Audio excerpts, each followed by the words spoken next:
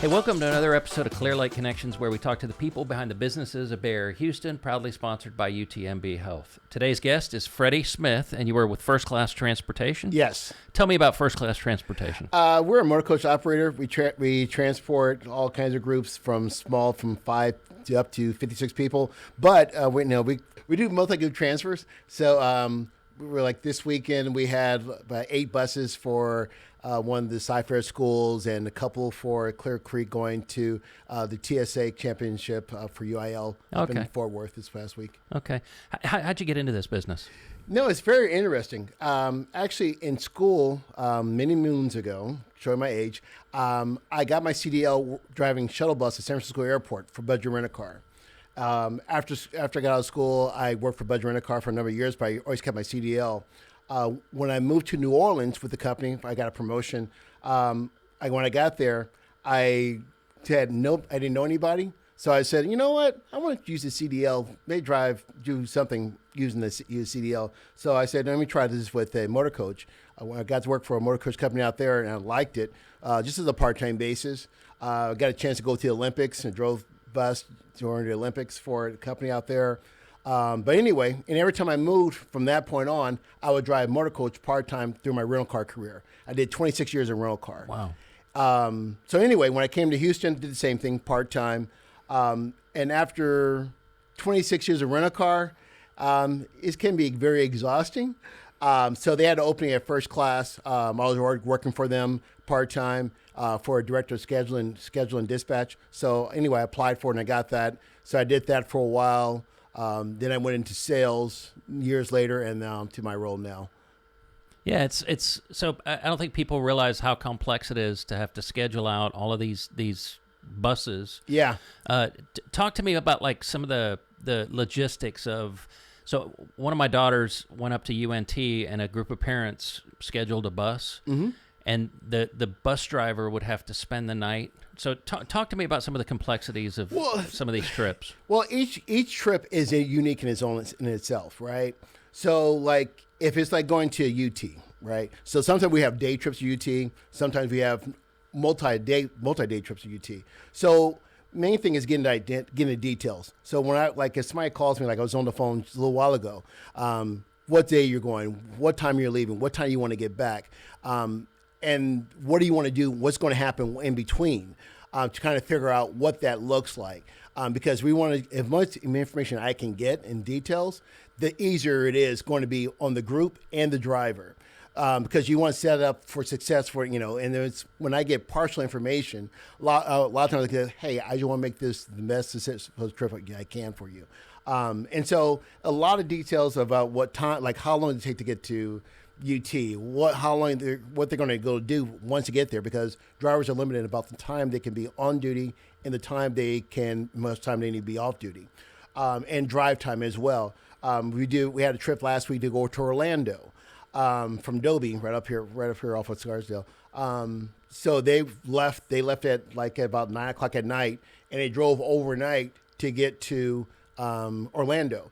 In between that, there's got to be a driver positioned in place out in Alabama to relieve the driver. So that driver needs to be off at least 9 hours so he can be legal to take the bus the rest of the way. So coordinating of the schedules between the hotels, the rental cars, and all that, the logistics part of it to make a trip happen, and make it seamless for the customer. So when the driver gets to Orlando, he has to be off 8-9 hours so he can reset his hours for the day. So you got to keep all those different things in mind. So you said somebody had to meet you in Huntsville. Do you have drivers nationally? Well, we put drivers in place to relieve trips. So when we were planning those trips, like when I was in dispatch and scheduling, that's one of the things we do. It's like who needs to be where, how long does he need to be there, when does he need to leave to be there on time. So like if a bus is leaving at 9 p.m. tonight going to Orlando, it's about 18 hours. So one driver can't take it the whole way because of DOT regulations.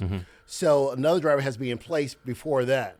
So that if the driver is going to take it the whole distance, needs to leave like the day before so he can get to the hotel, clear hours, relax, get some rest, and be rested when the bus comes.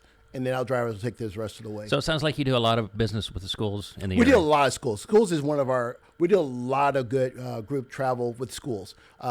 Cypher, Creek, Clear Creek, Katy, almost every school district around here where we work with. A lot of college football, a lot of college sports. In fact, Goose Creek ISD, I just booked a bus for them. Their boys soccer is in a tournament in Georgetown this weekend. Okay. So they made it to the tournament, and so I booked the bus for them this morning. We almost didn't have it, but one of the other schools that had thought they would make it didn't make it, so they had a cancellation. Then picked one up. At the And same I think time. I've seen a lot of your buses like doing NASA things. Well, we do a lot of stuff for NASA, Yeah. right? So now we are one of the vendors for NASA. So we'll do stuff for NASA, but also we do there's a lot of field trips, a lot of like robotics is coming up this next week. So some of those robotics groups that are flying in town, part of their activities will go to NASA. So they'll have that on an itinerary for a day or something like that. So how many full-size motor coaches do you guys have? All in all, our company we operate over 100 vehicles. And that's kind of split between us and we have a satellite location in Austin now. Okay. But in Houston right now, charter fleet, we're running about 30 something. Plus we operate the Woodlands Express. If you need Woodlands Express buses in the city, that's Okay. all of our drivers operating that. So we operate different things. We do contract work for different events and different companies and stuff like that as well. But we recently did do a trip to a casino trip for one of the banks on Bay Area recently. Okay. And they went out. They did a company event where they took one of the buses. We picked them up in the morning, took them to the casino for the day, and came back. And I don't think people realize how comfortable those buses are. They've got reclining seats for they've got full-on bathroom. Mm-hmm. Talk to me about it. Those buses are so big, and I've seen the prices of school buses. How much does a regular coach like that A regular cost? coach, I mean, the coaches are coming equivalent, like $600,000. Oh, wow. $600,000 could go up depending on what amenities you add to it. Generally, for the most part, all our vehicles, all our buses we're equipped with Wi-Fi, outlets at every seat. Some of the older coaches don't have the outlets, but every bus that we have in our fleet has Wi-Fi in it. So, and that's what the pension demands. And a lot of people have their phones, so they don't need the Wi-Fi. But sometimes, like if we have a school, they want to connect. They're using tablets, so they need to connect to the Wi-Fi to do their schoolwork. So you've you've driven a lot. What's one of your favorite trips you've taken?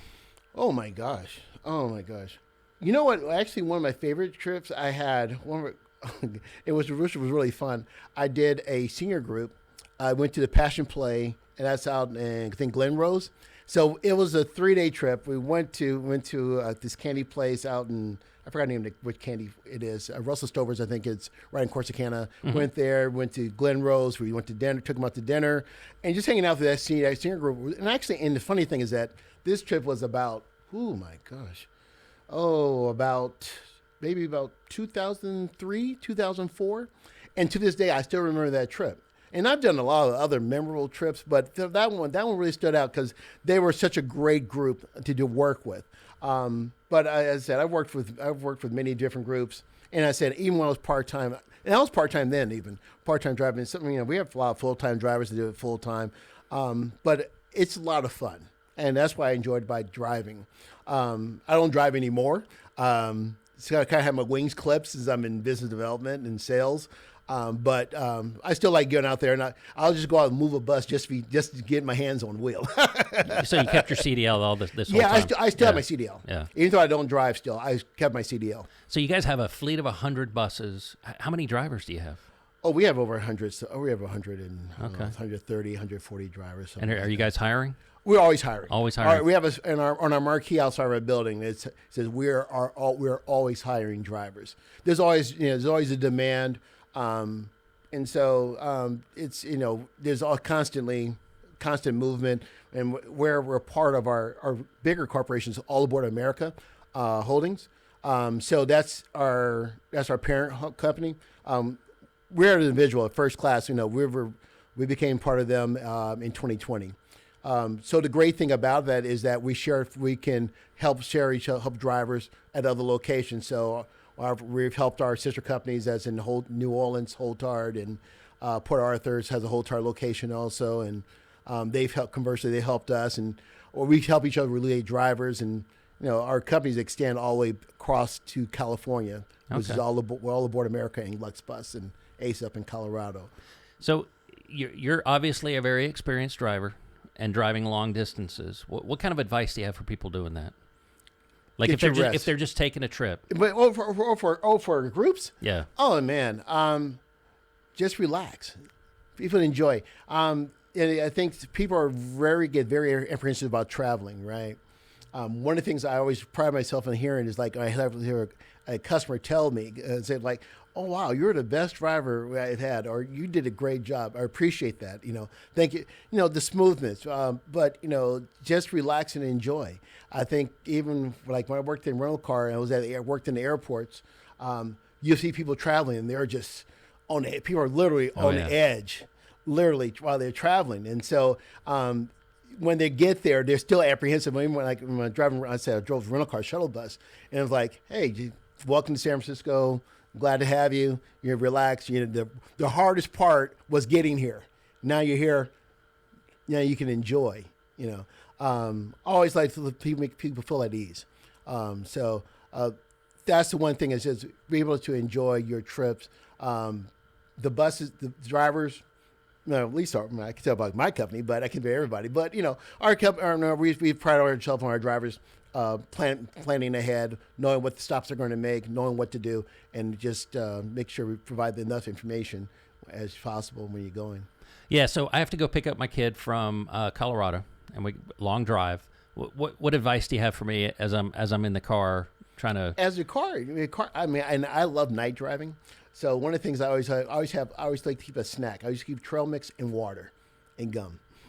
That usually because that'll kind of, and sometimes I'll turn the radio off and I'll sing to myself, which is kind of, my wife thinks I'm crazy when I do that. But but I like to sing to myself. I like to listen to old songs. It's not old for me, but I like 80s, 90s stuff. And so a lot of stuff on the new radios and stuff like that, I don't really listen to. I usually listen to wherever I download on Spotify. And I said a lot of 80s, 90s, and people like surprised about what I listen to because like my son's driving crazy because I have a mix on my. So it's a little bit of hip hop, a little R&B, not too much country, but a lot of pop, a lot of rock.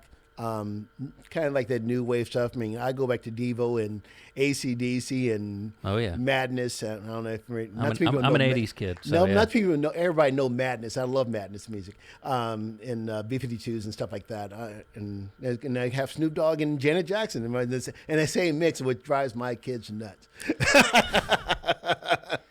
So let's say I'm planning a trip for a big group. Mm-hmm. How do I get a hold of you, and what type of information are you going to need for me to really get this The going? basic information is, and what we have on our website, firstclasstours.net, is, what day you want to leave, what time you want to leave, where you picking up at, what's your destination, when do you want to come back. You can either put in what time you want to get back or what time you want to leave your destination to get back. And we can calculate, we can fill in the rest based on just a free person information. Now, when you get details more, and then if it's not enough to, say if there's a turnaround trip, and if we've done this, a turnaround trip to New Orleans, I need more details in it to it because it's one day and it's a long ride. So you'll spend more time traveling back and forth than you add. So you might be going to an event. All right, you say we want to go there, go to Jasper for 5 hours and turn around and come back. That's a lot more logistics involved because one driver cannot go there, drive back by himself in 24 hours. So therefore, I'll contact them and say, hey, I need more details. What's your plan? I see you want to leave here. I just want to reconfirm. You're leaving at 6 o'clock in the morning, going to New Orleans, but you can leave there at 10 o'clock at night to come back. Is that correct, or did you put the wrong date in? And so based on that, once we get the conversation going, then I can kind of figure out what it is, So you do the charter buses, but you also do smaller vehicles, right? Yeah. So right now, most of my smaller vehicles, which is kind of crazy during post-pandemic, very popular for shuttle work.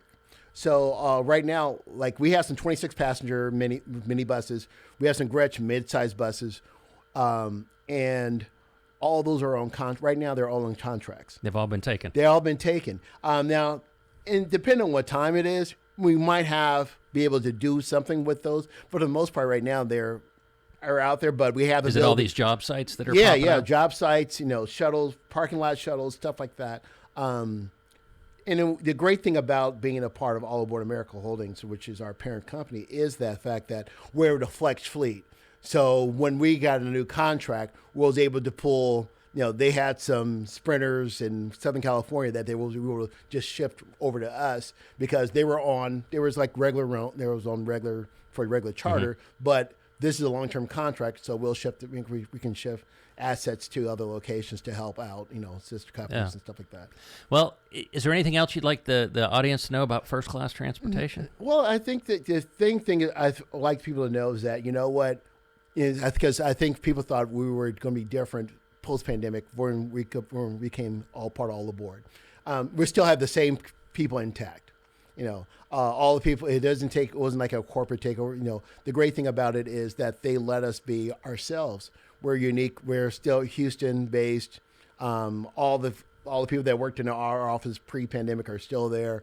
I love the great thing about our office is such a diverse atmosphere, and then so welcoming. And I'm glad that we have support because I didn't think I was coming back into this industry. During the pandemic, I actually transitioned industries to retail. I was working for Macy's.com.